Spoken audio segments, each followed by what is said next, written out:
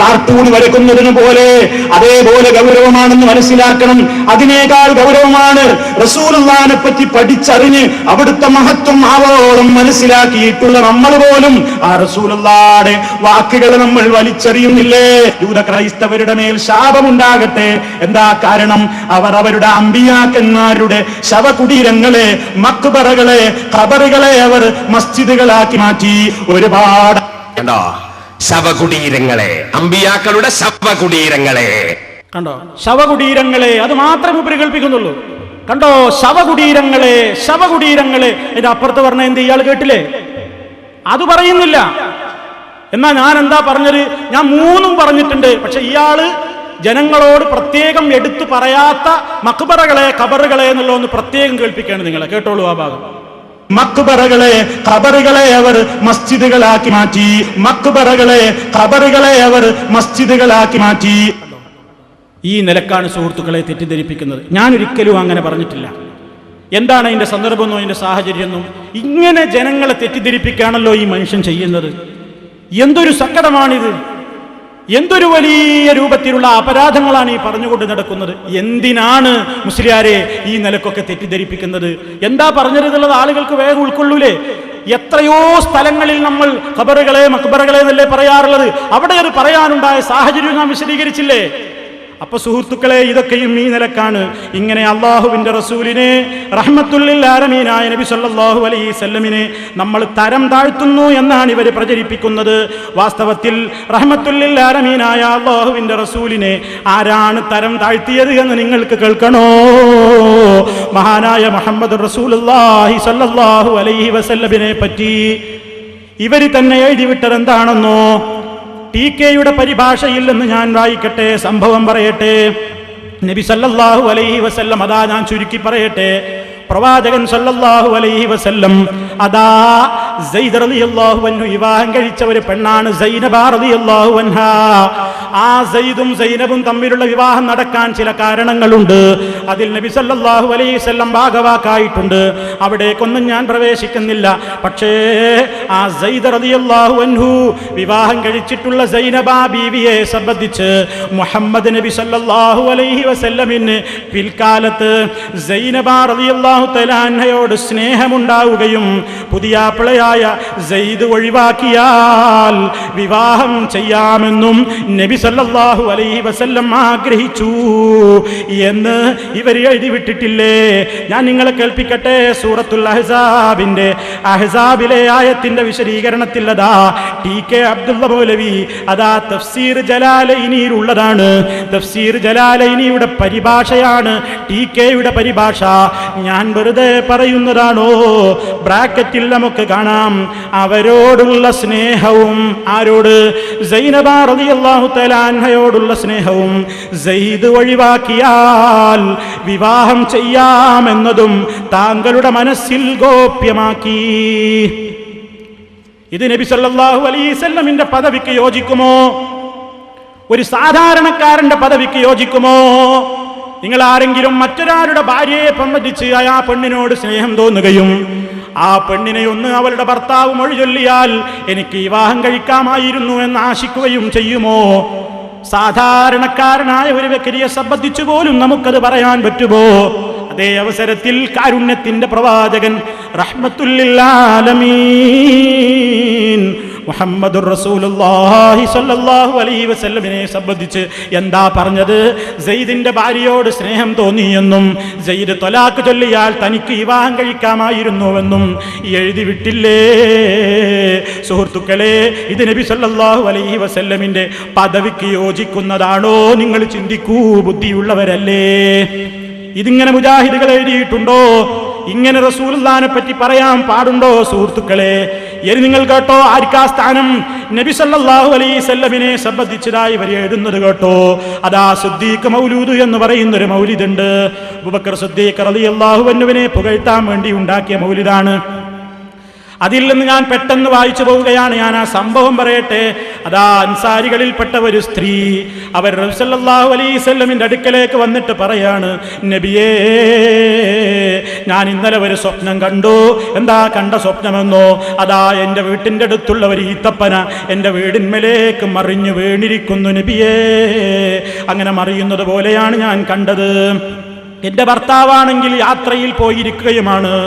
എന്താ നബിയെ അതിന്റെ വ്യാഖ്യാനം എന്ന് റസൂലുള്ളാഹിനോട് ചോദിച്ചപ്പോ നബി സല്ലല്ലാഹു അലൈഹി വസല്ലം പറഞ്ഞു കൊടുത്തു, നീ ക്ഷമിച്ചോ, അതിന്റെ അർത്ഥം ഞാൻ നിനക്ക് പറഞ്ഞു തരാം. ഖിയാമത്ത് നാൾ വരെ ഇനി നീയും നിന്റെ പുതിയാപ്പിളയുമായി സംഗമിക്കുന്നതല്ല, ഭർത്താവുമായി നീ ഇനി കണ്ടുമുട്ടുന്നതല്ല എന്ന് നബി പറഞ്ഞു. ഇത് കേട്ടപ്പോ ഈ സ്ത്രീ കരഞ്ഞുകൊണ്ട് അവിടെ നിന്ന് ഇറങ്ങിപ്പോയി, പുറപ്പെട്ടു പോയി. വഴിയിൽ വെച്ചതാ അബൂബക്കർ സിദ്ദീഖ് റളിയല്ലാഹു അൻഹുവിനെ കാണുന്നു. സിദ്ദീഖുൽ അക്ബർ റളിയല്ലാഹു അൻഹുവിനോടും ഈ സഹോദരി സ്വപ്നം കണ്ട വാർത്ത പറഞ്ഞു. പക്ഷേ നബിയോട് പറഞ്ഞതും നബി അതിനിങ്ങനെ മറുപടിയാണ് പറഞ്ഞത് എന്നൊന്നും അബൂബക്കർ റളിയല്ലാഹു അൻഹുവിനോട് പറഞ്ഞില്ല. അപ്പോൾ അതാ സിദ്ദീഖ് റളിയല്ലാഹു അൻഹു ഈ സ്ത്രീയോട് പറയുന്നു, ഇദ്ഹബീ, നീ പൊയ്ക്കോ സഹോദരി, ഫഇന്നകി തജ്തമിഈന ബിഹി ഫീ ഹാദിഹി ലൈല, ഇതാ ഇന്നത്തെ രാത്രി തന്നെ നിന്റെ പുതിയാപ്പിളയുമായി നീ സംഗമിക്കും, കണ്ടുമുട്ടും. മനസ്സിലായില്ലേ? റസൂൽ സല്ലല്ലാഹു അലൈഹി വസല്ലം പറയുന്നത് നീ ഖിയാമത്ത് നാൾ വരെ കാണൂല. സിദ്ദീഖ് റളിയല്ലാഹു അൻഹു പറയാണ്, നീ കാണും, ദാ ഇന്ന് തന്നെ കാണും. ഈ പെണ്ണാകെ ബേജാറിലായി. അതാ ഈ സഹോദരി ബേജാറിലായി വീട്ടിൽ കയറി ചിന്തിക്കുകയാണ്, നബി സല്ലല്ലാഹു അലൈഹി വസല്ലം ഇങ്ങനെയാണല്ലോ പറഞ്ഞത്, അബൂബക്കർ റളിയല്ലാഹു അൻഹു ഇങ്ങനെയുമാണല്ലോ പറഞ്ഞത്, എന്താ പതിന്റെ സിർറ് എന്നറിയാതെ അവർ കുഴങ്ങുകയാണ്. അതാ അങ്ങനെ ഇരിക്കെ ഫലമ്മാ ജന്ന അലൈഹിൽ ലൈലു ഫഇദാ ബിസൗജിഹാ ഫീ ദാരിഹാ, അതാ അവരുടെ ഭർത്താവ് അതാ വീട്ടിലെത്തിപ്പോയി. ആ രാത്രി എന്നതാ ഭർത്താവ് കയറി വരുന്നു. ഉടനെ ഈ സഹോദരി റസൂലുള്ളാഹിയുടെ അടുത്തേക്ക് ഓടി. എന്നിട്ട് പറഞ്ഞു, ഭർത്താവ് എത്തിപ്പോയിരിക്കുന്നു എന്ന്. അപ്പൊ നബി ഇങ്ങനെ വളരെ ചിന്തിച്ചു നോക്കി. നബി ഇങ്ങനെ വല്ലാത്ത ചിന്തയിലാണ്ടു. ആ ചിന്തയിലാണ്ടപ്പോ അതാ ജിബ്രീൽ അലൈഹിസ്സലാം വന്നിട്ട് നബിയോട് പറയുകയാണ്, യാ മുഹമ്മദ് അല്ലദീ ഖുൽതഹു ഹുവൽ ഹഖ്, നീ പറഞ്ഞത് തന്നെയാണ് മുഹമ്മദേ സത്യം. തരൂല എന്ന് പറഞ്ഞാൽ തന്നെയായിരുന്നു സത്യം. പക്ഷെ അവനെന്തേ സംഭവിച്ചത്? വലാകിൻ ലമ്മാ ഖാല അബൂബക്കർ, അബൂബക്കർ പറഞ്ഞില്ലേ എന്ത്, നീ നിന്റെ പുതിയാപ്പിളയുമായി ഇന്ന് സംഗമിക്കും എന്ന് പറഞ്ഞപ്പോ ഇസ്തഹിയല്ലാഹു മിന്നൻ യജ്രി അലാ ലിസാനിഹിൽ കദിബ്, ആ സിദ്ദീഖുൽ അക്ബർ റളിയല്ലാഹു അൻഹുവിന്റെ നാവിലൂടെ വന്നത് കള്ളമാകുന്നത് അല്ലാഹ് ലജ്ജിച്ചു. സിദ്ദീഖ് തങ്ങളുടെ നാവിലൂടെ വന്നുപോയത് കളവാകുന്നതിനെ കുറിച്ച് അല്ലാഹുവിന് ലജ്ജയായി. കാരണം അദ്ദേഹം ആരാണ്? ലിഅന്നഹു സിദ്ദീഖുൻ ഫിദ്ദുനിയാ വൽ ആഖിറ, കാരണം ആ സിദ്ദീഖ് അദ്ദേഹം ദുനിയാവിലും ആഖിറത്തിലും സിദ്ദീഖാണ്. അദ്ദേഹത്തിന്റെ നാവിലൂടെ കളവ് വരാൻ പാടില്ല. ഈ കഥയിലൂടെ എന്താ മനസ്സിലായത്? അബൂബക്കർ സിദ്ദീഖ് റളിയല്ലാഹു അൻഹു ഒരു കാര്യം പറഞ്ഞപ്പോ അത് നുണയായിക്കൂടാ. കാരണം അദ്ദേഹം ദുനിയാവിലും ആഖിറത്തിലും സത്യസന്ധനാണ്. അതേ അവസരത്തിൽ അഷ്റഫുൽ ഖൽഖ് മുഹമ്മദുർ റസൂലുള്ളാഹി സ്വല്ലല്ലാഹു അലൈഹി വസല്ലമിന്റെ നാവിലൂടെ വന്നത് സത്യമായി കൊള്ളണം എന്നില്ല. അങ്ങനെ അത് കളവാകുന്നതിൽ അല്ലാഹുവിന് ലജ്ജയില്ല. കാരണം എന്താണ് വരിക? അദ്ദേഹം അല്ലാഹുവിന്റെ റസൂല് ദുനിയാവിലും ആഖിറത്തിലും സിദ്ദീഖ് അല്ല എന്ന സൂചനയല്ലേ വരുന്നത്? കാരണം സിദ്ദീഖുൽ അക്ബർ റളിയല്ലാഹു അൻഹു ദുനിയാവിലും ആഖിറത്തിലും സിദ്ദീഖാണ്. അതുകൊണ്ട് കളവ് നാവിലൂടെ വന്നുകൂടാ. അപ്പൊ റസൂലുള്ളയോ, ആരെയാണ് നിങ്ങൾ പൊക്കിയത്? ആരെയാണ് നിങ്ങൾ താഴ്ത്തിയത്? ഒരാളെ പൊക്കിയപ്പോൾ ഈ ലോകം കണ്ട ഏറ്റവും വലിയ നേതാവ് നാളെ പരലോകത്ത് പാപികളായ ദോഷികളായ ആളുകൾക്ക് വേണ്ടി റബ്ബിന്റെ അനുവാദം കിട്ടുമ്പോ ശുപാർശ പറയുന്ന മുഹമ്മദുർ റസൂലുള്ളാഹ്, ആ റസൂലുള്ളാഹിനെ പറ്റിയല്ലേ ഈ നിലക്ക് പ്രചരിപ്പിച്ചത്? ഇത് സിദ്ദീഖ് മൗലിദിൽ ഇല്ലേ? ഇത് ഇസ്ലാമികമായി ഒരു മുസ്ലിമിന് പറയാനൊക്കുമോ? ഇനി നിങ്ങൾ ചില ഹദീസുകളുമായൊക്കെ വന്നിട്ട് കൂട്ടിക്കെട്ടാൻ നോക്കണ്ട. ഞങ്ങൾക്കറിയാം നിങ്ങൾക്ക് എന്താ അതിന് പറയാനുള്ളത്. അത് പറയുമ്പോ ബാക്കി അതിന് കിട്ടുന്നതാണ്, വിശദീകരിച്ചു തരുന്നതാണ് ഇൻഷാ അല്ലാഹ്. ഒരു കാര്യം ഓർമ്മപ്പെടുത്തട്ടെ, റസൂലുള്ളാഹിയുടെ കാലത്ത് നടന്നിട്ടില്ലാത്ത ഒരു സംഭവം, അതല്ലെങ്കിൽ റസൂല് പറഞ്ഞിട്ടില്ലാത്ത ഒരു കാര്യം എങ്ങനെയാണ് നിങ്ങൾ ഖാല റസൂലുള്ളാഹി എന്ന് പറഞ്ഞുകൊണ്ട് പറയുന്നത്? അത് ശരിയാണോ? അല്ലാഹുവിന്റെ റസൂൽ എന്താണ് പറഞ്ഞത്? സല്ലല്ലാഹു അലൈഹി വസല്ലം എന്താ നമ്മളോട് പറഞ്ഞത്? മൻ കദബ അലയ്യ മുതഅമ്മിദൻ ഫൽയതബവ്വ മഖഅദഹു മിനന്നാർ. ആരെങ്കിലും എൻ്റെ പേരിൽ മനഃപൂർവ്വം കള്ളം പറഞ്ഞാൽ നരകത്തിൽ അവന്റെ ഇരിപ്പിടം സ്ഥാപിച്ചു കൊള്ളട്ടെ. മൻ ഖാല അലയ്യ മാലം അഖുൽ എന്നും റിവായത്തുണ്ട്, റിപ്പോർട്ടുണ്ട്. ഞാൻ പറഞ്ഞിട്ടില്ലാത്തത് എൻ്റെ പേരിൽ പറയുന്നവന്റെ ഗതി എന്താണ്? നബി സല്ലല്ലാഹു അലൈഹി വസല്ലം ആ നിലക്ക് അങ്ങനെ പറയുമ്പോൾ ഒരു ഭയവുമില്ലാതെ ഈ മാലപ്പാട്ടുകളിലൂടെ മൗലിദുകളിലൂടെ റസൂൽ സല്ലല്ലാഹു അലൈഹി വസല്ലമിന്റെ വ്യക്തിത്വത്തെ ഇടിച്ചു താഴ്ത്തുന്ന നിലക്ക് പറയുന്നത് ഭൂഷണമാണോ? ഈമാനുള്ളവർക്ക് ചേർന്ന പണിയാണോ? എന്നിട്ടാണോ നിങ്ങൾ യഥാർത്ഥത്തിലുള്ള കാര്യങ്ങൾ പറയുന്ന മുജാഹിദുകളെ റസൂൽ സല്ലല്ലാഹു അലൈഹി വസല്ലമിനെ നിന്ദിക്കുന്നവരും വിരോധികളുമായി ചിത്രീകരിക്കുന്നത്?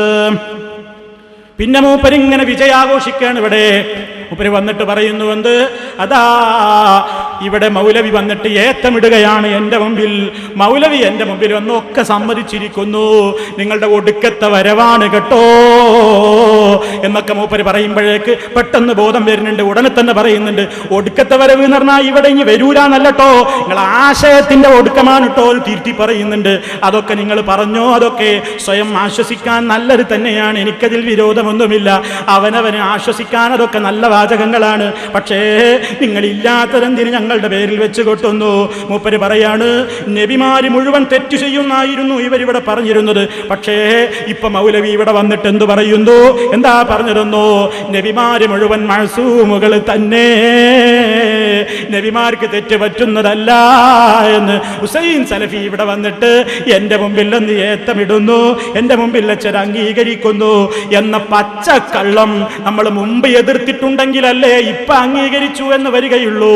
മുമ്പ് എവിടെയാ എതിർത്തത്? അതൊക്കെ ഞാൻ നിങ്ങളോട് വിശദീകരിക്കുന്നുണ്ട്. അയാളെ പറയുന്ന ആരോപണം നിങ്ങളൊന്ന് കേട്ടോളൂ.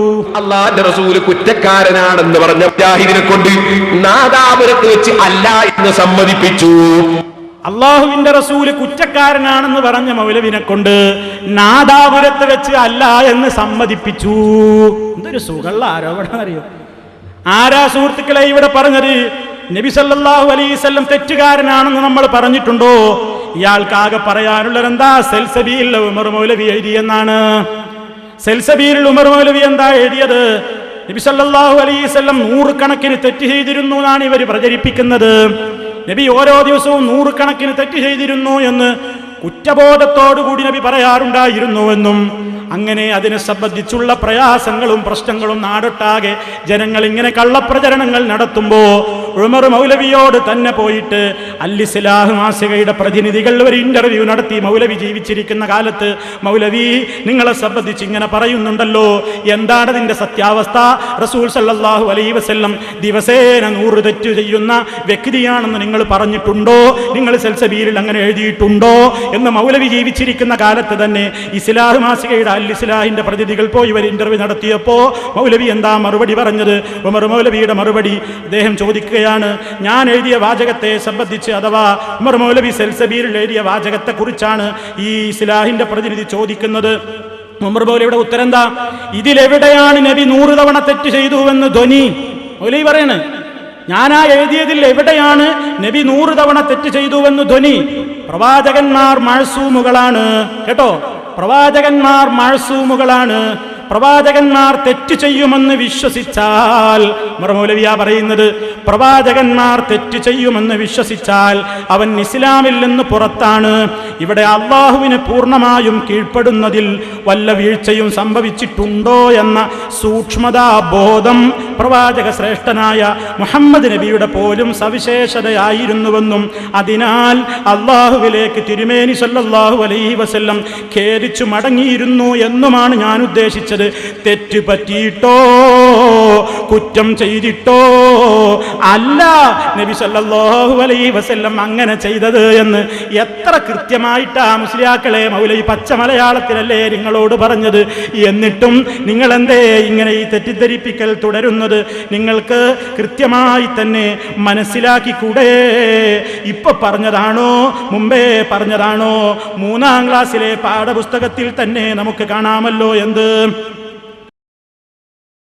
മുജാഹിദുകൾ പഠിപ്പിക്കുന്ന 3-ാം ക്ലാസ്സിലെ പാഠപുസ്തകം, 3-ാം ക്ലാസ്സിലെ വിശ്വാസ പാഠപുസ്തകങ്ങൾ പേരോട് തന്നെ ഇവിടെ സ്ക്രീനിൽ കാണിച്ച ഭാഗമാണ് ഞാൻ നിങ്ങളെ കാണിക്കുന്നത്. അതിൽ അയാൾ വായിച്ചിട്ടില്ലാത്ത, അയാൾ അണ്ടർലൈൻ ചെയ്തിട്ടില്ലാത്ത ഒരു വരി, അതാ 2 വരി നമ്മൾ അണ്ടർലൈൻ ചെയ്ത് നിങ്ങളെ കാണിക്കുന്നു. ആ വരി ഒന്ന് വായിച്ചു നോക്കൂ. എന്താ അതിൽ പറയുന്നത്? എന്നാൽ അവർ പാപങ്ങൾ ചെയ്യാത്ത പരിശുദ്ധരായിരുന്നു, പാപങ്ങൾ ചെയ്യാത്ത പരിശുദ്ധരായിരുന്നു, സൽസ്വഭാവികളും നല്ലവരുമായിരുന്നു എന്നൊക്കെ നബി സല്ലല്ലാഹു അലൈഹി വസല്ലം അടക്കമുള്ള അമ്പിയാക്കന്മാരുടെ മദ്ഹുകൾ അതാ കുട്ടികളെ മുജാഹിദുകൾ മദ്രസയിൽ പഠിപ്പിക്കുന്നല്ലോ. ഈ കാര്യം എത്ര കൃത്യമായി പറഞ്ഞിട്ടും നിങ്ങൾ എന്തേ ഈ തെറ്റിദ്ധരിപ്പിക്കുന്നത്? പിന്നെ എന്താ ഉമർ മൗലവി ആ പറഞ്ഞതിന്റെ അർത്ഥം ശരിക്ക് പഠിച്ചു വെച്ചോ. മഹാന്മാരായ പ്രവാചകന്മാര് അവരുടെ വിനയം കൊണ്ട് അവർ തെറ്റ് ചെയ്തിട്ടല്ല ഇസ്തിഗ്ഫാർ നടത്തുന്നത്. ഞങ്ങളിൽ നിന്ന് വല്ലതും പറ്റിപ്പോയോ, തെറ്റ് പറ്റിയിട്ടില്ലെങ്കിലും പറ്റിപ്പോയോ എന്ന നിലക്ക് റബ്ബിനോട് എപ്പോഴും ഇസ്തിഗ്ഫാർ ചോദിക്കുന്നു. അതൊരു വിനയ പ്രകടനമാണ്, അതൊരു വിനയം കാണിച്ചതാണ്. അതല്ലാതെ അഷ്റഫുൽ ഖൽഖ് സ്വല്ലല്ലാഹു അലൈഹി വസല്ലം തെറ്റ് ചെയ്തു എന്ന് ഞാൻ പറഞ്ഞിട്ടില്ല, കുറ്റം ചെയ്തു എന്ന് ഞാൻ ഉദ്ദേശിച്ചിട്ടില്ല. അങ്ങനെ അവർ തെറ്റുകാരാണെന്ന് വിശ്വസിക്കുന്നവർ ഇസ്ലാമിൽ നിന്ന് പുറത്താണ് എന്ന് വരെ മൗലവി പറഞ്ഞിട്ടും ആ മൗലവിയുടെ വാചകത്തെ നിങ്ങൾ ദുരുപയോഗപ്പെടുത്തുകയല്ലേ? ഇതേ നിലക്ക് പേരോട് പോലും പറഞ്ഞിട്ടില്ലേ മുഹമ്മദ് റസൂലുള്ളാഹി സ്വല്ലല്ലാഹു അലൈഹി വസല്ലം ഇങ്ങനെ ഇസ്തിഗ്ഫാർ നടത്തുമ്പോൾ അത് വിനയത്തിന് വേണ്ടിയായിരുന്നു, തെറ്റ് ചെയ്തിട്ടല്ല എന്ന് ഉമർ മൗലവി പറഞ്ഞ അതേ ആശയം നിങ്ങൾ പേരോട് തന്നെ പറയുന്നത് നിങ്ങൾക്ക് കേൾക്കാം. ആ വാചകം കേൾക്കുന്നതോടുകൂടി നിങ്ങൾക്ക് മനസ്സിലാകും ഇതുവരെ മുസ്ലിയാക്കന്മാര് പറഞ്ഞു നടന്നിരുന്നത് പച്ചക്കള്ളമാണ്. ഒരുപാട് സ്റ്റേജുകളിലായി ഇവരിത് പറഞ്ഞു നടക്കുന്നു. ഉമർ മൗലവി എഴുതിയിട്ടുണ്ട് റസൂല് 100 തെറ്റ് ചെയ്യുമെന്ന്. എത്ര സ്റ്റേജുകളായി ഇവർ ഇത് പറഞ്ഞുകൊണ്ട് മലീമസമാക്കിയത്, എത്ര പേജുകളായി ഇവർ ഇത് എഴുതിക്കൊണ്ട് മലീമസമാക്കിയത്. സുഹൃത്തുക്കളെ, അല്ലാഹുവിന്റെ റസൂല് അവിടുത്തെ ജീവിതത്തിൽ അവിടുത്തേക്ക് തെറ്റുകുറ്റങ്ങൾ സംഭവിച്ചത് കൊണ്ട് ദിവസവും 100 തവണ ഇസ്തിഗ്ഫാർ ചെയ്തു പോയി എന്നൊരിക്കലും മൗലവി ഉദ്ദേശിച്ചിട്ടില്ല. മറിച്ച് തെറ്റുകൾ പറ്റിയിട്ടില്ലെങ്കിലും കുറ്റം സംഭവിച്ചിട്ടില്ലെങ്കിലും അല്ലാഹുവിനോട് അസ്തഗ്ഫിറുല്ലാഹ് എന്നിങ്ങനെ റബ്ബിനോട് ഇസ്തിഗ്ഫാറിനെ ചോദിക്കുന്നത് അവിടുത്തെ വിനയത്തിന്റെ ലക്ഷണമായിരുന്നു, വിനയപ്രകടനമായിരുന്നു എന്ന് ഉമർ മൗലവി തന്നെ വിശദീകരിച്ചിട്ടുണ്ടല്ലോ. അതേ കാര്യമതാ പേരോടിനെ കൊണ്ട് സമ്മതിപ്പിക്കുന്നു. ഇതേ ആശയം പേരോട് തന്നെ പ്രസംഗിക്കുന്നത് നിങ്ങളൊന്ന് കേട്ടോളൂ. ഇതുകൊണ്ടാ സഹോദരന്മാരെ, അമ്പിയാക്കൾ ആരും അടിസ്ഥാനപരമായി പറഞ്ഞാൽ അക്രമം ചെയ്തവരല്ല, അവരാരും തെറ്റ് ചെയ്തവരല്ല. അമ്പിയാക്കൾ തെറ്റ് സംഭവിക്കുകയില്ല, അതുറച്ച് വിശ്വസിക്കുന്നവരാണ് നാം.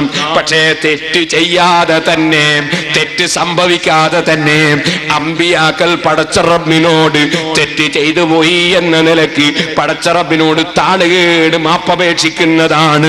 ഞാൻ നേരത്തെ പറഞ്ഞ ആയത്തുകളിലും ഹദീസുകളിലും നമ്മൾ കാണുന്നത് തെറ്റ് ചെയ്യാതെ പടച്ച റബ്ബിന്റെ മുമ്പിൽ തെറ്റ് സമ്മതിച്ചുകൊണ്ട് മാപ്പ് ചോദിക്കുക. അത് വിനയത്തിന്റെ ലക്ഷണമാണ്, താഴ്മയുടെ പ്രകടനമാണ്, ഉടമസ്ഥന്റെ മുമ്പിൽ അടിമത്വം പ്രകടിപ്പിക്കലാണ്. കണ്ടില്ലേ, ഞാനൊരു ചെറിയ ഉദാഹരണത്തിന് പറയുന്നു. നല്ല അതവോടെ ഗുരുത്വത്തോടെ ഒരു തെറ്റും ചെയ്യാതെ ഓതിപ്പടിച്ചൊരു മുതഅല്ലിമ് ദർസ് നിർത്തി പോകുമ്പോ ഉസ്താദിന്റെ മനസ്സിൽ ഏറ്റവും വിഷമമുള്ളത് ആ കുട്ടി നന്നായി പഠിക്കുന്ന അതവും ഗുരുത്വവുമുള്ള ആ കുട്ടി ഇപ്പൊ ദർസിന്ന് എന്റെ ക്ലാസ്സിൽ നിന്ന് ഇപ്പൊ പിരിഞ്ഞ് കോളേജിലേക്ക് പോവുകയാണല്ലോ. അങ്ങനെ നല്ല സ്നേഹമുള്ള ഈ കുട്ടി അവസാന ഉസ്താദിന്റെ അടുത്ത് വന്നിട്ട് എന്താ പറയുന്നത്? ഉസ്താദെ, എല്ലാം മാപ്പാക്കണം, എല്ലാം പൊറുക്കണം എന്ന് പറഞ്ഞാൽ ആ കുട്ടി തെറ്റുകാരനാണ് നിങ്ങൾ ആരെങ്കിലും പറയോ? ഇല്ല. ആ കുട്ടി അത്രയും വിനയമുള്ള, ഒരു തെറ്റും ചെയ്യാതെ തന്നെ മാപ്പാക്കണം, പൊറുക്കണം, ഞാൻ തെറ്റ് ചെയ്തു പോയി എന്ന് പറയുന്നത് വിനയമാണ്. കത്തയ കത്തയക്കുന്ന ആളുകൾ ബാപ്പക്ക് കത്തയച്ചിട്ട് എല്ലാം നല്ല ബഹുമാനത്തിലും ആദരവിലും കത്തയച്ചിട്ട് അവസാനം കത്തിൽ എന്തെങ്കിലും തെറ്റുകൾ ഉണ്ടെങ്കിൽ ക്ഷമിക്കണം എന്ന് എഴുതുന്നത് കാണാം. വിനയമാണ്. ഈ വിനയം ഏറ്റവും കൂടുതൽ പ്രകടിപ്പിക്കേണ്ടത് അള്ളാഹുവിനോടല്ലേ? അതുകൊണ്ടാണ് ഏറ്റവും വിനയമുള്ള അടിമ അഷ്റഫുൽ ഖൽഖ് ത്വാഹ മുഹമ്മദുർ റസൂലുള്ളാഹി. ജീവിതത്തിൽ ഒരു തെറ്റും ചെയ്തിട്ടില്ല, തെറ്റ് ചിന്തിച്ചിട്ടില്ല. വന്നജ്മി ഇദാ ഹവാ മാ വല്ല സാഹിബുക്കും വമാ ഗവാ. മുഹമ്മദ് നബിയുടെ ജീവിതത്തിൽ പിഴച്ചിട്ടില്ല, പിഴവ് ചിന്തിച്ചിട്ടില്ല, പിഴവ് ആലോചിച്ചിട്ടില്ല, ഒരു വിഷയത്തിലും പിഴവ് സംഭവിച്ചിട്ടില്ലെന്ന് മാത്രമല്ല ചിന്തിച്ചിട്ടില്ല. ആ നിലക്കുള്ള നേതാവായ മുഹമ്മദ് റസൂലുള്ളാഹി ഒരു ദിവസം 100 പ്രാവശ്യം അസ്തഗ്ഫിറുല്ലാഹൽ അസീം, അസ്തഗ്ഫിറുല്ലാഹൽ അസീം, മഹാനായ അല്ലാഹുവിനോട് ഞാൻ മാപ്പ് ചോദിക്കുന്നു എന്ന് പറഞ്ഞ് മാപ്പ് ചോദിക്കുന്നു. വിനയമാണ്, താഴ്മയാണ്. ഇത് തന്നെയാ അമ്പിയാക്കൾ ഓരോരുത്തരും. എന്താണ് പറഞ്ഞത്? വിനയത്തിന്റെ ലക്ഷണാണ്, അതെല്ലാവരും തെറ്റ് ചെയ്തിട്ടല്ല. ഈ കാര്യം ഞങ്ങളും പറഞ്ഞു, ഉമർ മൗലവിയും പറഞ്ഞത്. ഇപ്പൊ ഇയാൾ എവിടുന്നോ പറഞ്ഞു, നമ്മൾക്കത് കിട്ടി. മനസ്സിലാക്കണം നിങ്ങൾ. ഇനി നിർത്തിക്കോ ഈ പരിപാടി. എന്ത് ഉമർ മൗലവി ഉമർ മൗലവി എന്താ പറഞ്ഞത് എന്ന് ബഹുമാനപ്പെട്ടവരെ അദ്ദേഹത്തിന്റെ ജീവിതകാലത്ത് തന്നെ അദ്ദേഹം വളരെ വ്യക്തമാക്കിയിട്ടുണ്ട്. അതുകൊണ്ട് ഇനി ആരോപണവും പറഞ്ഞുകൊണ്ട് നടക്കണ്ട എന്ന് വിനയത്തോടു കൂടി ഓർമ്മപ്പെടുത്തുകയാണ്. ഇനി സുഹൃത്തുക്കളെ, ഇവർ പറയുന്നത് എന്താണ്? ഇപ്പൊ ഇവിടെ വന്നിട്ട് മൗലവി സമ്മതിച്ചു. എന്ത്? സാധാരണക്കാർ കേൾക്കാത്തതും കാണാത്തതും ഒക്കെ ചില സന്ദർഭങ്ങളിൽ മുഹമ്മദ് നബി സല്ലല്ലാഹു അലൈഹി വസല്ലം കാണും കേൾക്കും എന്ന് മൗലവി ഇപ്പൊ സമ്മതിച്ചു. അപ്പൊ മുമ്പ് നമ്മളിത് എതിർത്തോ? മൂപ്പരിങ്ങനെ ഓരോന്ന് കൊണ്ടുവരിക. ഏതുപോലെ ഇനിയിപ്പോ നമ്മൾ പ്രസംഗത്തിൽ എന്തെങ്കിലും പറഞ്ഞാൽ മതി. നമ്മളിപ്പോ ഞാനിന്ന് ളുഹർ 4 റക്അത്ത് നിസ്കരിച്ചപ്പോൾ എങ്ങാനും വന്നുപോയ അടുത്ത പ്രസംഗത്തിൽ മൂപ്പര് പറയും, കണ്ടോ ളുഹർ 4 റക്അത്താണെന്ന് മൗലവി സമ്മതിച്ചു, ളുഹർ 4 റക്അത്താണെന്ന് മൗലവി സമ്മതിച്ചു, നിസ്കാരം 5 വഖത്താന്ന് മൗലവി സമ്മതിച്ചു. ഇപ്പൊ എന്റെ മുമ്പെന്ന് റമദാനിൽ നോമ്പ് നോൽക്കൽ വേണം എന്ന് നിർബന്ധമെന്ന് മൗലവി സമ്മതിച്ചു. പള്ളി കയറിയാൽ 2 റക്അത്ത് തഹിയ്യത്തുണ്ടെന്ന് മൗലവി സമ്മതിച്ചു. വെള്ളിയാഴ്ച ജുമഅയുണ്ട് എന്ന് മൗലവി സമ്മതിച്ചു. അതേപോലെ തന്നെ മഗ്രിബ് 3 റക്അത്താണെന്നും സുബഹി 2 റക്അത്താണെന്നും മൗലവി സമ്മതിച്ച് ഏത്തമിട്ടില്ലേ എന്നൊക്കെ പറയുമ്പോൾ നമുക്ക് യാതൊരു തർക്കവുമില്ലാത്ത, മുമ്പൊന്നും എതിർത്തിട്ടില്ലാത്ത വിഷയങ്ങൾ എടുത്തിട്ട് പറയാണെന്ത്? ഇതാ ഇപ്പൊ സമ്മതിച്ചിരിക്കുന്നു. അപ്പോ നബി സല്ലല്ലാഹു അലൈഹി വസല്ലമിന് ചില സന്ദർഭങ്ങളിൽ വഹി കിട്ടുന്നു എന്നതിന്റെ അടിസ്ഥാനത്തിൽ മറ്റു സഹാബിമാര് കാണാത്തത് കേൾക്കാത്തത് നബി സല്ലല്ലാഹു അലൈഹി വസല്ലം കണ്ടിട്ടുണ്ട്, അറിഞ്ഞിട്ടുണ്ട് എന്ന് ഞാൻ പറഞ്ഞതിനെ പറ്റി മൂപ്പരെടുത്തിട്ട് പറയാണ് ഇപ്പൊ സമ്മതിക്കുന്നു എന്ന്. അയാളുടെ വാക്കും നിങ്ങൾക്ക് കേൾക്കാം. ശേഷം കഴിഞ്ഞ പ്രസംഗത്തിൽ ഞാൻ പറഞ്ഞ ആ ഭാഗവും നിങ്ങൾക്ക് കേൾക്കാം. നിങ്ങൾക്ക് കാര്യം മനസ്സിലാക്കാൻ സാധിക്കുമെന്ന് ഓർമ്മപ്പെടുത്തുന്നു. ഞാൻ കഴിഞ്ഞ പ്രാവശ്യം പറഞ്ഞതൊക്കെ മൗലവി പഠിച്ചു. ഇപ്പോൾ സാധാരണക്കാരനല്ല, കാഴ്ചയും കേൾവിയൊക്കെ വ്യത്യാസമുണ്ട് സമ്മതിച്ചു. കേൾവിയൊക്കെ വ്യത്യാസമുണ്ട് സമ്മതിച്ചു. എന്നിട്ടെന്താ? നമ്മൾ ജിബ്രീലിനെ കണ്ടിട്ടില്ല കേട്ടിട്ടില്ല എന്നൊക്കെയായിരുന്നു നമ്മളെ വിശ്വാസം. ഖുർആൻ ഇറങ്ങിയിട്ടില്ല, അങ്ങനെയൊക്കെ നമ്മളെ പേരിൽ പച്ച നുണ പറയാറുള്ളത്. എന്നാൽ സുഹൃത്തുക്കളെ, ആരോപണമൊക്കെ കേട്ടപ്പോൾ തന്നെ കഴിഞ്ഞ പ്രസംഗത്തിൽ തന്നെ വൃത്തിയായി ഈ ഉള്ളവനെ കൊണ്ട് കഴിയുന്ന നിലക്ക് കൃത്യമായി തന്നെ ആ കാര്യം പറഞ്ഞിട്ടുണ്ട്. നബി സല്ലല്ലാഹു അലൈഹി വസല്ലമിന് വഹി കിട്ടുന്നതിന്റെ അടിസ്ഥാനത്തിൽ അവിടത്തേക്കുണ്ടാകുന്ന ആ മുഅ്ജിസത്തുകളെ സംബന്ധിച്ച് നമ്മൾ പറഞ്ഞിട്ടില്ലേ? അത് കൃത്യമായി പറഞ്ഞ ഭാഗം ഒന്ന് കേൾപ്പിക്കുന്നു. നബി സല്ലല്ലാഹു അലൈഹി വസല്ലമിന് വഹി കിട്ടുന്നത് തന്നെ റസൂലുള്ള ജിബ്രീലിനെ കാണുന്നത് കൊണ്ടല്ലേ? ജിബ്രീലിന്റെ ശബ്ദം റസൂലുള്ള കേട്ടിട്ടല്ലേ? ഖുർആൻ അല്ലാഹുവിന്റെ റസൂൽ കേട്ടപ്പോ സിദ്ദീഖുൽ അക്ബർ റളിയല്ലാഹു അൻഹു ഉള്ള മജ്ലിസിൽ വെച്ച് കേട്ടിട്ടില്ലേ? ഖദീജത്ത് റളിയല്ലാഹു അൻഹയുള്ള മജ്ലിസിൽ വെച്ച് കേട്ടിട്ടില്ലേ? ആയിഷ ബീബി റളിയല്ലാഹു അൻഹയുള്ള മജ്ലിസിൽ വെച്ച് കേട്ടിട്ടില്ലേ? ഒരുപാട് സഹാബിമാരുടെ കൂടെ പള്ളിയിൽ ഇരിക്കുമ്പോഴും പല സ്ഥലത്തും യുദ്ധ സന്ദർഭങ്ങളിലുമൊക്കെ അവരാരും കേൾക്കാതെ തന്നെ മുഹമ്മദുർ റസൂലുള്ളാഹ് ജിബ്രീൽ അലൈഹിസ്സലാമിന്റെ ശബ്ദം കേട്ടല്ലോ. ജിബ്രീലിനെ റസൂലുള്ള മാത്രം കണ്ടല്ലോ. ആയിഷ ബീവിയുടെ മടിത്തട്ടിൽ തല വെച്ച് കിടക്കുമ്പോൾ പോലും റസൂൽ ജിബ്രീലിന്റെ ശബ്ദം കേട്ടിട്ടുണ്ട്, ജിബ്രീലിനെ കണ്ടിട്ടുണ്ട്. അതേ അവസരത്തിൽ ആയിഷ ബീവി റളിയല്ലാഹു അൻഹാ ശബ്ദം കേട്ടിട്ടുമില്ല. അതാ പറഞ്ഞത് റസൂലുള്ളാഹി സ്വല്ലല്ലാഹു അലൈഹി വസല്ലമിന് വഹി കിട്ടുന്നു എന്ന നിലക്ക് ചില സന്ദർഭങ്ങളിൽ മറ്റുള്ളവർ കേൾക്കാത്ത ശബ്ദം റസൂലുള്ള കേൾക്കുന്നു, മറ്റുള്ളവരെ കാണാത്ത കാഴ്ച റസൂലുള്ള കാണുന്നു, മറ്റുള്ള പലരും അനുഭവിക്കാത്ത പലതും റസൂലുള്ള അനുഭവിക്കുന്നു.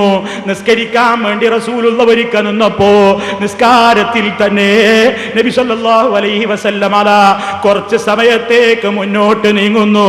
അതേ സ്പീഡിൽ തന്നെ റസൂലുള്ള യഥാ പിന്നോട്ടും അങ്ങ് നാലടി വെച്ചുകൊണ്ട് പിന്നോട്ടും നീങ്ങുന്നു.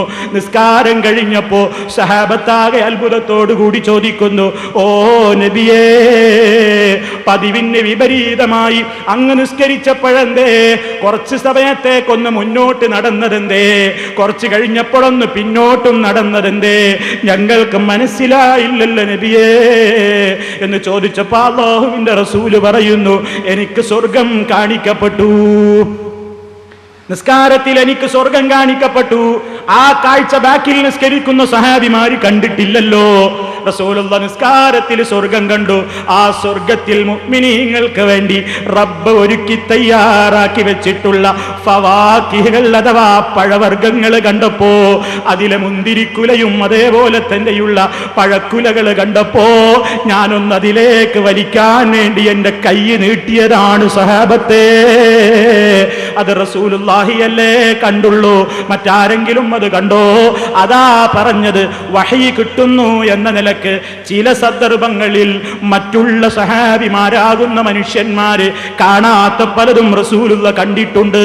അതേപോലെ തന്നെ റസൂലുള്ള പറയുന്നു, എനിക്ക് നരകവും കാണിക്കപ്പെട്ടു. അതേ നൃത്തത്തിൽ തന്നെ അതിന്റെ ഭീകരത കണ്ടപ്പോ ഞാനങ്ങ് ഭയന്ന് പിന്നോട്ട് മാറിപ്പോയി.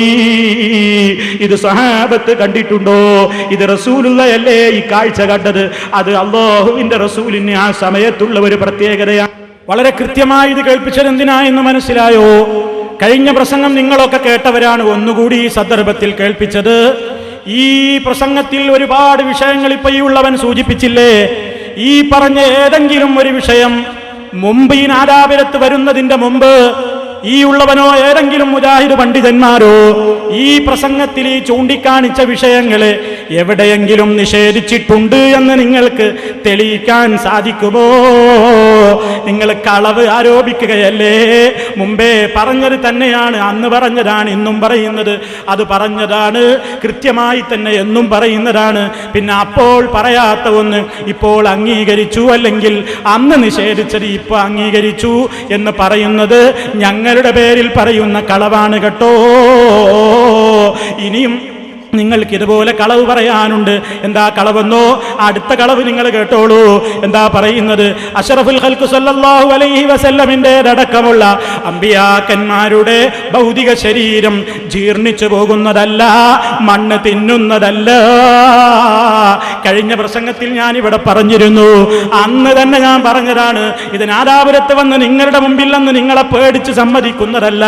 പണ്ടേ ഈ ഉള്ളവൻ ഷാർജയിൽ വെച്ച് പ്രസംഗിച്ചപ്പോഴും പല സ്ഥലങ്ങളിൽ വെച്ചും ഇത് പറഞ്ഞിട്ടുള്ളതാണ്, ഇവിടെ മാത്രം പറയുന്നതല്ല.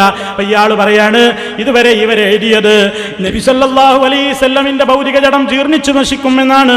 ഇപ്പോഴിതാ തെളിവുകൾ ഞാനങ്ങ് നിരത്തിയപ്പോ എന്റെ മുമ്പിൽ നിന്ന് മൗലവി ഏത്തമിടുകയാണ്, സമ്മതിക്കുകയല്ലേ എന്ന് പറഞ്ഞുകൊണ്ട് നബി സല്ലല്ലാഹു അലൈഹി വസല്ലമിന്റെ ഭൗതിക ജഡം ജീർണിക്കും എന്ന് മുമ്പ് പറഞ്ഞിരുന്നു, ഇപ്പൊ ജീർണിക്കില്ല എന്ന് സമ്മതിച്ചു എന്ന് നമ്മെ പറ്റി ആശ്വാസം കൊള്ളുന്ന ആ വാചകം എന്ന് കേട്ടോളൂ.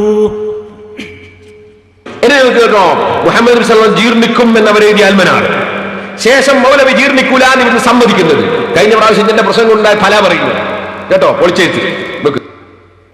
നബി സല്ലല്ലാഹു അലൈഹി വസല്ലമിന്റെ ഭൗതിക ശരീരം ജീർണിക്കുന്നായിരുന്നു മുമ്പ് പറഞ്ഞിരുന്നത്. അപ്പൊ മൗലവി ഇവിടെ വന്ന് സമ്മതിക്കാണ്.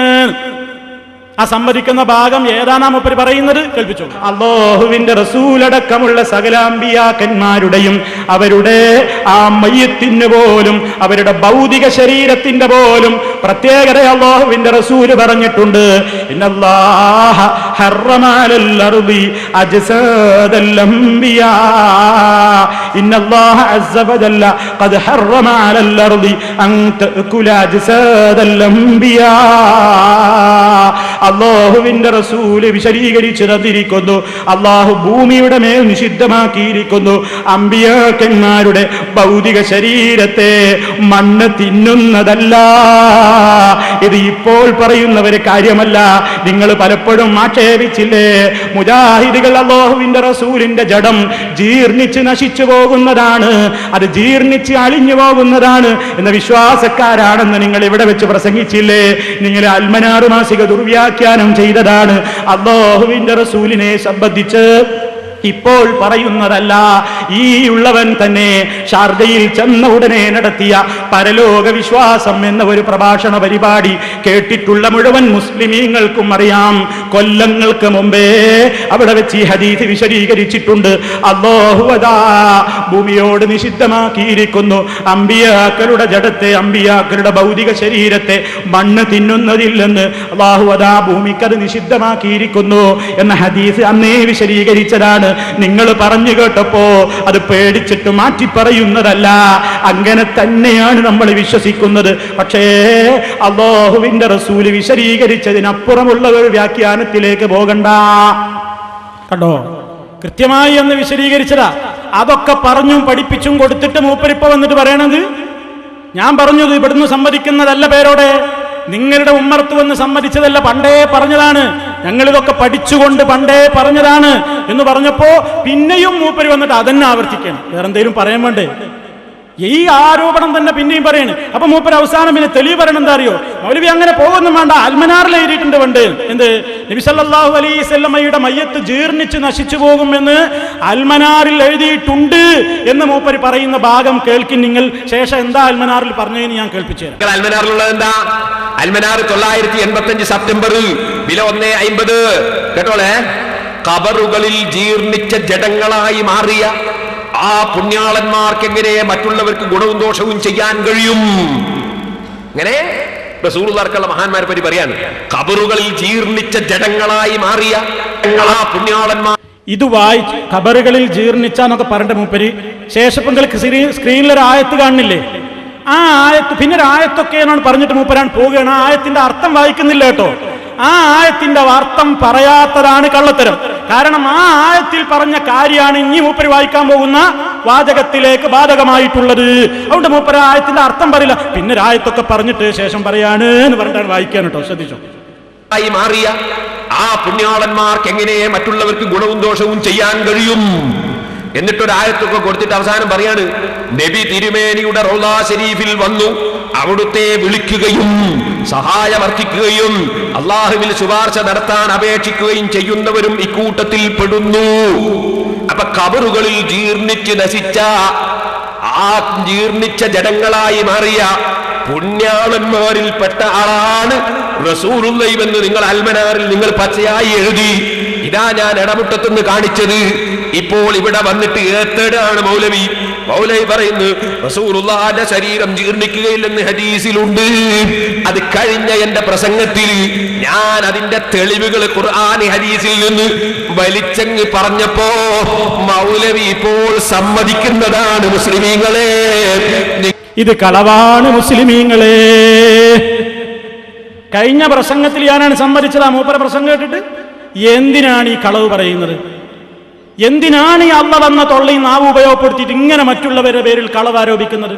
ഞാൻ പറഞ്ഞില്ലേ, ഇത് നിങ്ങളെ മുമ്പിൽ ഒന്ന് പറയുന്നതല്ല. വർഷങ്ങൾക്ക് മുമ്പ് ഷാർജയിൽ വെച്ചും പ്രസംഗിച്ചിട്ടുണ്ട്. ഏത് കാലത്തും ഞങ്ങൾ പറയുന്നതാണ്. പിന്നെ മൂപ്പര് അൽമനാറാ കാണിച്ചത്. അൽമനാറിൽ എന്താ ഉള്ളത്? മൂപ്പര് വായിച്ചതിന് ശേഷം ഞാൻ പറയില്ലേ, ഒരായത്തൊക്കെ പറഞ്ഞിട്ട് പറഞ്ഞാൽ ചാടിയില്ലേ. എന്താ ആയത്ത്? വല്ലദീന തദഊന മിൻ ദൂനിഹി മാ യംലികൂന മിൻ ഖിത്മീർ ഇൻ തദഊഹും ലാ യസ്മഊ ദുആക്കും വലൗ സമിഊ മസ്തജാബൂ ലക്കും വയൗമൽ ഖിയാമത്തി യക്ഫുറൂന ബിശിർകിക്കും വലാ യുനബ്ബിഉക മിസ്ലു ഖബീർ. എന്നിട്ട് അതിന്റെ അർത്ഥം കൊടുക്കുന്നത് കേട്ടോ. ശരിക്കും ശ്രദ്ധിച്ചോ എന്റെ മാന്യ മുസ്ലിമീങ്ങളെ. അല്ലാഹുവിനെ കൂടാതെ നിങ്ങൾ വിളിച്ചു പ്രാർത്ഥിക്കുന്നവർ ഒരു കാരക്കപ്പാട പോലും അധീനിക്കുന്നില്ല. നിങ്ങളവരെ വിളിക്കുകയാണെങ്കിൽ ആ വിളി അവർ കേൾക്കുകയില്ല. അഥവാ കേൾക്കുകയാണെങ്കിൽ തന്നെയും നിങ്ങൾക്കവർ ഉത്തരവും ചെയ്യില്ല. അന്ത്യദിനത്തിൽ നിങ്ങൾ ചേർക്കുന്ന പങ്ക് അവർ നിഷേധിക്കുകയും ചെയ്യും. ഇത് പറഞ്ഞിട്ട് ആ ശേഷം പറയുന്നത് എന്ത്? നബി തിരുമേനിയുടെ റൗളാ ശരീഫിൽ വന്ന് അവിടുത്തെ വിളിക്കുകയും സഹായമർത്ഥിക്കുകയും അള്ളാഹുവിൽ ശുപാർശ നടത്താൻ അപേക്ഷിക്കുകയും ചെയ്യുന്നവരും ഇക്കൂട്ടത്തിൽ പെടുന്നു. ഏത് കൂട്ടത്തിൽ? നബി സല്ലല്ലാഹു അലൈഹി വസല്ലമിനെ വിളിച്ചാൽ നബി സല്ലല്ലാഹു അലൈഹി വസല്ലമും വിളി കേൾക്കുന്നതല്ല, ഉത്തരം ചെയ്യുന്നതല്ല. ആ സംഗതിയിൽ ഇവരും പെടുന്നു എന്ന് കൃത്യമായി തന്നെ ആ ആയത്തിനെ വിശദീകരിച്ച ശേഷം പറഞ്ഞ ഭാഗം മനസ്സിലാകും എന്ന് വിചാരിച്ചിട്ട് ആയത്ത് വായിച്ചില്ല, ആയത്തിന്റെ അർത്ഥവും പറഞ്ഞില്ല. ഇതിൽ എവിടെയാണ് സുഹൃത്തുക്കളെ നബി സല്ലല്ലാഹു അലൈഹി വസല്ലമിന്റെ ഭൗതിക ശരീരം മണ്ണ് തിന്ന് ജീർണിച്ചളിഞ്ഞു പോകും എന്ന വാചകം അൽമനാറിൽ എവിടെയാണ്? നിങ്ങൾ കോട്ടിമാട്ടിയതല്ലേ? നിങ്ങൾ മേലെ പറഞ്ഞത് ഇടയ്ക്കുള്ള ഒരു വാചകവുമായ ആയത്തും അതിന്റെ അർത്ഥവും വായിക്കാതെ വിട്ടിട്ട് കട്ടുമുറിച്ച് പറഞ്ഞതല്ലേ? ഇനി എന്റെ മുസ്ലിമീങ്ങളെ നിങ്ങൾ ചിന്തിച്ചോ, ഇത് മാത്രമാണോ ഇവര് പറഞ്ഞത്? പിന്നെയും മൂപ്പരാശ്വസിക്കുന്നുണ്ടെന്ന്. ഇതാ മുജാഹിദുകൾ 2006 സമ്മതിച്ചിരിക്കുന്നു എന്ത്? മന്ത്രം പാടില്ല എന്നാ ഇതുവരെ പറഞ്ഞിരുന്നത്. ഇപ്പോൾ ഇതാ മന്ത്രമാവാമെന്ന് മൗലവി എന്റെ മുമ്പിൽ വെച്ച് സമ്മതിച്ചു പോയി. എന്താ ആശ്വാസം? ഒക്കെ സമ്മതിക്കണം. ഞാൻ മുമ്പ് മന്ത്രം പാടില്ല എന്ന് പറഞ്ഞു. മുമ്പ് ഞാൻ പറഞ്ഞു മന്ത്രിക്കരുതേ ഒരിക്കലും. കഴിഞ്ഞ പ്രസംഗം കേട്ടവർക്കറിയില്ലേ, മന്ത്രം എന്ന CD തന്നെയുമില്ലേ ഈ ഉള്ളവനടക്കമുള്ള പല പ്രഭാഷകന്മാർക്കുമില്ലേ? അതിലൊക്കെ നിങ്ങൾക്ക് കാണാൻ കഴിയില്ലേ മന്ത്രത്തെ സംബന്ധിച്ചെന്താ പറഞ്ഞത്? മന്ത്രം ഉണ്ട്, അതിൽ ശരിയായ മന്ത്രങ്ങളാണ് ഇസ്ലാമിൻ്റെത്. മന്ത്രവാദമില്ല, ദുർമന്ത്രമില്ല എന്നൊക്കെ വിശദീകരിക്കാറില്ലേ? ഇത്രയും പച്ചയായി ഞങ്ങൾ പറയുന്ന കാര്യങ്ങൾ എന്തിന് നിങ്ങൾ ഈ നാദാപുരത്തെ ജനങ്ങളെ മുമ്പിൽ വന്നിട്ട് കള്ളം പറയുന്നു? ആരാണിവിടെ മന്ത്രത്തെ നിഷേധിച്ചത്? എന്നിട്ട് മൂപ്പര് പറയാണെന്ത്? മൗലവി ഇതാ മന്ത്രം ഇപ്പോൾ ഉണ്ടെന്ന് സമ്മതിച്ചിരിക്കുന്നു, അതും 2006 സമ്മതിച്ചിരിക്കുന്നു. ആദ്യം സമ്മതിച്ചു എന്ന ഭാഗം കേട്ടോളൂ, പിന്നെ 2006 ആ സമ്മതിച്ചത് എന്നതും കേട്ടോളൂ. മന്ത്രിക്കാൻ പാടില്ല എന്നാണ് ഇതുവരെ മുജാഹിദുകൾ പറഞ്ഞത്. മന്ത്രിക്കാൻ പാടില്ല എന്നാണ് ഇതുവരെ മുജാഹിദുകൾ പറഞ്ഞത്. മന്ത്രിക്കാൻ പാടില്ല എന്നാണ് ഇതുവരെ മുജാഹിദുകൾ പറഞ്ഞത്. നിങ്ങൾക്ക് മനസ്സിലാൻ വേണ്ടി മൂന്നോട്ട് ഇട്ടതാ ഒരിക്കലും ഉപരി പറഞ്ഞത്. മനസ്സിലായിക്കോട്ടെ പറഞ്ഞതാ. എന്ത് മന്ത്രിക്കാൻ പാടില്ല എന്നാ ഇതുവരെ മുജാഹിദുകൾ പറഞ്ഞത്? ഇതിനെന്താ പേര് പറയേണ്ടത്? പച്ച നോണാന്നോ പച്ച കള്ളന്നോ? എന്താ പറയേണ്ടത്? എന്താ പറയേണ്ടത് നിങ്ങൾ പറയും? ഇതുവരെ അങ്ങനെ പറഞ്ഞു നിർപ്പപ്പെടാൻ വന്നിട്ട് സമ്മതിക്കണം. പിന്നെ എന്നാ സമ്മതിച്ചത്? അടുത്തുള്ള ആളോട് ചോദിക്കാം. ഇത് 2006 അല്ലേ? ഇപ്പൊ 2006 സമ്മതിച്ചു. കേട്ടോ രംഗം? 2006 ആയപ്പോൾ പേരോടുമായി സെലഫി വന്ന് നാദാപുരത്ത് മുട്ടിയപ്പോൾ സെലഫി അതാ സമ്മതിക്കുന്ന മന്ത്രത്തിന് ഞങ്ങൾ എതിരല്ല. കണ്ടോ നോണ കണ്ടോ? ഇതിനെന്താ പിന്നെ ഞാൻ പറയേണ്ടത്? ഞാൻ പിന്നെ മൂപ്പരെ എന്താ വിളിക്കേണ്ടത്? സിദ്ദീഖ് എന്ന് വിളിക്കണം? ഞാൻ പിന്നെ എന്താ മൂപ്പരെ വിളിക്കേണ്ടത്? ഈ രൂപത്തിലുള്ള കളവ് പറയുന്നത് 2006 സുഹൃത്തുക്കളെ, ഏത് കാലത്തായി ഇതിനെ നിഷേധിച്ചത്? ഇതാ ഈ കാണുന്ന വ്യവസ്ഥ കണ്ടോ? കുണ്ടുതോട് വാദപ്രതിവാദത്തിന്റെ വ്യവസ്ഥയാണ്. കുണ്ടുതോട് വാദപ്രതിവാദം ഞങ്ങളുടെ പൂർവീകരായ പണ്ഡിതന്മാരും നിങ്ങളുടെ പൂർവീകരായ പണ്ഡിതന്മാരും ഒരേ വേദിയിലിരുന്ന് നടത്താൻ വേണ്ടി വ്യവസ്ഥ എഴുതിയതല്ലേ? ആ വ്യവസ്ഥയെ നിങ്ങൾക്ക് കാണാം. ഏതാണ് വ്യവസ്ഥ എഴുതിയ കൊല്ലം? 1974 ജൂൺ 1974 ജൂൺ 1, 9, 28 തീയതികളിൽ ചേർന്ന സുന്നി മുജാഹിദ് സംയുക്ത യോഗം തീരുമാനിച്ച വാദപ്രതിവാദ വിഷയങ്ങൾ 74 ഇതിൽ നിങ്ങൾക്ക് കാണാം. മന്ത്രത്തിന്റെ കാര്യത്തിൽ തർക്കമില്ല, മന്ത്രത്തിന്റെ കാര്യത്തിൽ മുജാഹിദുകളോട് വിയോജിക്കേണ്ടതില്ല. രണ്ടു കൂട്ടർക്കും ആ നിലക്ക് ഒരു അഭിപ്രായ വ്യത്യാസമുള്ള നിലക്ക് വാദപ്രതിവാദം നടത്തേണ്ടത് വിഷയമല്ല. തർക്കമുണ്ടെങ്കിലല്ലേ വാദപ്രതിവാദം ആവശ്യമുള്ളൂ. അതുകൊണ്ട് ഈ വിഷയം നമുക്ക് മാറ്റിവെക്കാമെന്ന് പറഞ്ഞിട്ട് രണ്ടു കൂട്ടരും ഒപ്പിട്ട് കൈമാറിയ വ്യവസ്ഥയുടെ കോപ്പിയാ നിങ്ങൾ കണ്ടത്. പൊളിഞ്ഞില്ലേ പേരോടിന്റെ വാദം? 2006 ആയപ്പോ പേരോടുമായി സലഫി നാദാപുരത്തങ്ങ് മുട്ടിയപ്പോ മൗലവി സമ്മതിച്ചു പോയി എന്ന് പറഞ്ഞത് പച്ചക്കളവല്ലേ? നിങ്ങൾക്ക് ഈമാനുണ്ടോ? 1974 ഞാനല്ലേ നിങ്ങളോട് പറയുന്നത് 74 അങ്ങനെ നടന്നിട്ടില്ലേ എന്ന് നിങ്ങളുടെ ഗുരുക്കന്മാരോടൊന്ന് ചോദിച്ചുകൂടെ? ഉസ്താദുമാരോടൊന്ന് ചോദിച്ചുകൂടെ? നിങ്ങൾക്ക് എന്താ പറ്റിപ്പോയത്? ഇങ്ങനെ കള്ളം പറയുന്ന നിലക്ക് എന്തേ നിങ്ങൾ ഇങ്ങനെ അധപ്പതിച്ചു പോയത്? ഇനിയും കേട്ടോ, കേരള നദുവത്തുൽ മുജാഹിദീൻ ഇറക്കിയ പരിഭാഷ. എന്തൊരു വലിയ രൂപത്തിലുള്ള അപരാധങ്ങളാണ് ഈ പറഞ്ഞുകൊണ്ട് നടക്കുന്നത്. എന്തിനാണ് മുസ്ലിയാരെ ഈ നിലക്കൊക്കെ തെറ്റിദ്ധരിപ്പിക്കുന്നത്? എന്താ പറഞ്ഞിരുന്നുള്ളത് ആളുകൾക്ക് വേഗം ഉൾക്കൊള്ളൂലേ? എത്രയോ സ്ഥലങ്ങളിൽ നമ്മൾ ഖബറുകളെ മക്ബറകളെ എന്നല്ലേ പറയാറുള്ളത്. അവിടെ അത് പറയാനുണ്ടായ സാഹചര്യം നാം വിശദീകരിച്ചില്ലേ? അപ്പൊ സുഹൃത്തുക്കളെ, ഇതൊക്കെയും ഈ നിലക്കാണ്. ഇങ്ങനെ അള്ളാഹുവിന്റെ റസൂലിനെ, റഹ്മത്തുല്ലിൽ ആലമീനായ നബി സല്ലല്ലാഹു അലൈഹി വസല്ലമിനെ നമ്മൾ തരം താഴ്ത്തുന്നു എന്നാണ് ഇവർ പ്രചരിപ്പിക്കുന്നത്. വാസ്തവത്തിൽ റഹ്മത്തുല്ലിൽ ആലമീനായ അള്ളാഹുവിന്റെ റസൂലിനെ ആരാണ് തരം താഴ്ത്തിയത് എന്ന് നിങ്ങൾക്ക് കേൾക്കണോ? മഹാനായ മുഹമ്മദ് റസൂലുള്ളാഹി സല്ലല്ലാഹു അലൈഹി വസല്ലമിനെ പറ്റി ഇവര് തന്നെ എഴുതിവിട്ടത് എന്താണെന്നോ? ടി.കെ.യുടെ പരിഭാഷയിൽ നിന്ന് ഞാൻ വായിക്കട്ടെ, സംഭവം പറയട്ടെ. നബി സല്ലല്ലാഹു അലൈഹി വസല്ലം, അതാ ഞാൻ ചുരുക്കി പറയട്ടെ, പ്രവാചകൻ സല്ലല്ലാഹു അലൈഹി വസല്ലം അതാ സയ്യിദ് റളിയല്ലാഹു അൻഹു വിവാഹം കഴിച്ച ഒരു പെണ്ണാണ് സൈനബ റളിയല്ലാഹു അൻഹാ. ആ സയ്യിദും സൈനബും തമ്മിലുള്ള വിവാഹം നടക്കാൻ ചില കാരണങ്ങളുണ്ട്. അതിൽ നബി സല്ലല്ലാഹു അലൈഹി വസല്ലം ഭാഗവാക്കായിട്ടുണ്ട്. അവിടേക്കൊന്നും ഞാൻ പ്രവേശിക്കുന്നില്ല. പക്ഷേ ആ സയ്യിദ് റളിയല്ലാഹു അൻഹു വിവാഹം കഴിച്ചിട്ടുള്ള സൈനബ ബീവിയെ സംബന്ധിച്ച് മുഹമ്മദ് നബി സല്ലല്ലാഹു അലൈഹി വസല്ലമിന് പിൽക്കാലത്ത് സൈനബ റളിയല്ലാഹു തആല അൻഹയോട് സ്നേഹമുണ്ടാവുകയും പുതിയാപ്പിളയായ സയ്യിദ് ഒഴിവാക്കിയാൽ വിവാഹം ചെയ്യാമെന്നും നബി സല്ലല്ലാഹു അലൈഹി വസല്ലം ആഗ്രഹിച്ചു എന്ന് ഇവർ എഴുതി വിട്ടിട്ടില്ലേ? ഞാൻ നിങ്ങളെ കേൾപ്പിക്കട്ടെ. സൂറത്തുൽ അഹ്സാബിലെ ആയത്തിന്റെ വിശദീകരണത്തിൽ അതാ ടി.കെ. അബ്ദുള്ള മൗലവി അതാ തഫ്സീർ ജലാലൈനിയിലുള്ളതാണ്. തഫ്സീർ ജലാലൈനിയുടെ പരിഭാഷയാണ് ടി.കെ.യുടെ പരിഭാഷ. ഞാൻ വെറുതെ പറയുന്നതാണോ? ബ്രാക്കറ്റിൽ നമുക്ക് കാണാം അവരോടുള്ള സ്നേഹവും. ആരോട്? സൈനബ റളിയല്ലാഹു തആല അൻഹയോടുള്ള സ്നേഹവും സയ്യിദ് ഒഴിവാക്കിയാൽ വിവാഹം ചെയ്യാമെന്നതും താങ്കളുടെ മനസ്സിൽ ഗോപ്യമാക്കി. ഇത് നബി സല്ലല്ലാഹു അലൈഹി വസല്ലമിന്റെ പദവിക്ക് യോജിക്കുമോ? ഒരു സാധാരണക്കാരന്റെ പദവിക്ക് യോജിക്കുമോ?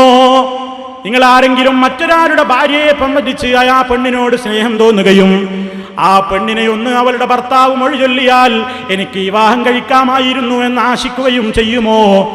സാധാരണക്കാരനായ ഒരു വ്യക്തിയെ സംബന്ധിച്ചു പോലും നമുക്കത് പറയാൻ പറ്റുമോ? അതേ അവസരത്തിൽ കാരുണ്യത്തിന്റെ പ്രവാചകൻ റഹ്മത്തുല്ലിൽ ആലമീൻ മുഹമ്മദുർ റസൂലുള്ളാഹി സ്വല്ലല്ലാഹു അലൈഹി വസല്ലമിനെ സംബന്ധിച്ച് എന്താ പറഞ്ഞത്? സയ്യിദിന്റെ ഭാര്യയോട് സ്നേഹം തോന്നിയെന്നും സയ്യിദ് ത്വലാഖ് ചൊല്ലിയാൽ തനിക്ക് വിവാഹം കഴിക്കാമായിരുന്നുവെന്നും എഴുതി വിട്ടില്ലേ? സുഹൃത്തുക്കളെ, ഇത് നബി സല്ലല്ലാഹു അലൈഹി വസല്ലമിന്റെ പദവിക്ക് യോജിക്കുന്നതാണോ? നിങ്ങൾ ചിന്തിക്കൂ, ബുദ്ധിയുള്ളവരല്ലേ?